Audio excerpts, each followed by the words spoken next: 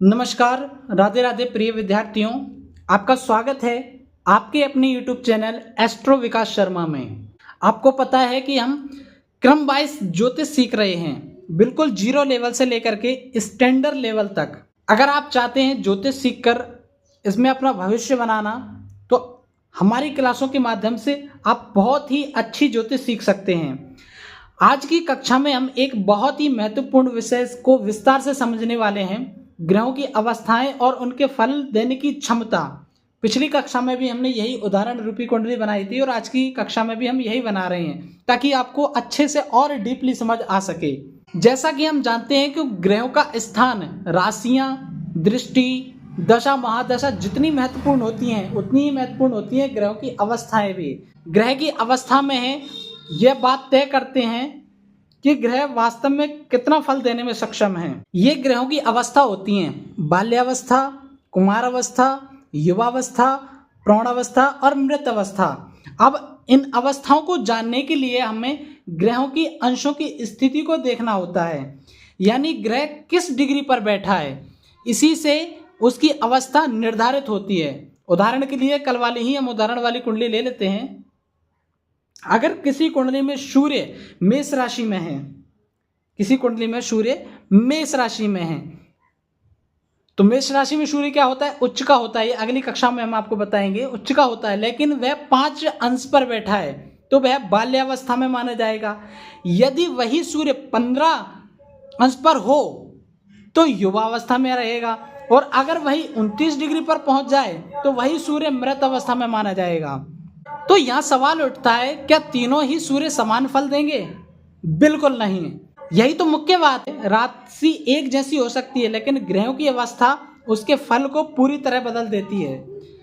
चलो फल को हम प्रतिशत के माध्यम से समझते हैं। मृत अवस्था 0 से 3% तक, 0 से 3% तक। बाल्यावस्था 25% फल देने में सक्षम होता है ये। कुमार अवस्था 50%, प्रौढ़ अवस्था लगभग 50% या अधिक, थोड़ा अधिक है ना। प्रौढ़ अवस्था को भी हम लगभग 50% में रख लेते हैं, या इससे थोड़ा अधिक हो सकता है। युवावस्था पूरा 100% क्षमता है फल देने की, क्योंकि पूरी एनर्जी में रहता है उस समय। विशेष ग्रहों के लिए जैसे बृहस्पति और शुक्र, जिसके पास आयु के साथ ज्ञान और विवेक आता है, प्रौढ़ अवस्था में ये 60 से 70% तक फल दे सकते हैं। प्रौढ़ अवस्था में, समझ रहे मेरी बात को? ये सिर्फ लागू किन ग्रहों पर होता है? बृहस्पति और शुक्र, क्योंकि इनके साथ ज्ञान के साथ विवेक भी आता है। अब समझिए विशेष बातें। अगर कोई ग्रह युवावस्था में है तो वह अपनी पूरी शक्ति से कार्य करेगा, यानी वह ग्रह आपको उस भाव में, उस क्षेत्र में पूर्ण परिणाम दे देगा। यदि कोई ग्रह मृत अवस्था में है तो उसका प्रभाव नाम मात्र होगा। ऐसा मानिए कि वह ग्रह केवल 100 पीस बना हुआ है।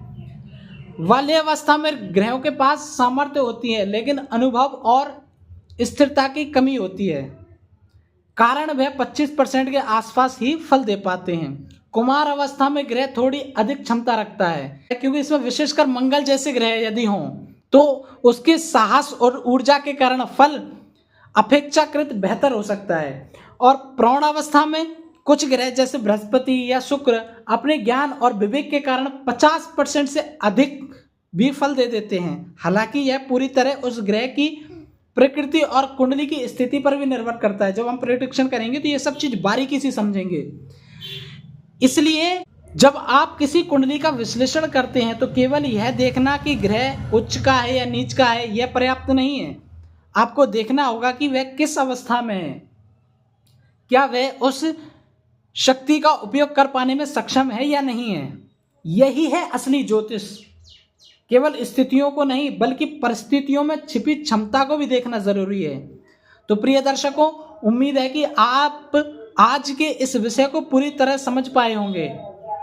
अगर आप लगातार इस तरह से चरणबद्ध अध्ययन करते रहेंगे तो एक दिन आप खुद कुंडली को सटीक विश्लेषण करने लगेंगे। मैं अगले वीडियो में कुछ और गहराई वाले विषय लेकर आऊंगा। तब तक के लिए शुभकामनाएं, धन्यवाद, राधे राधे।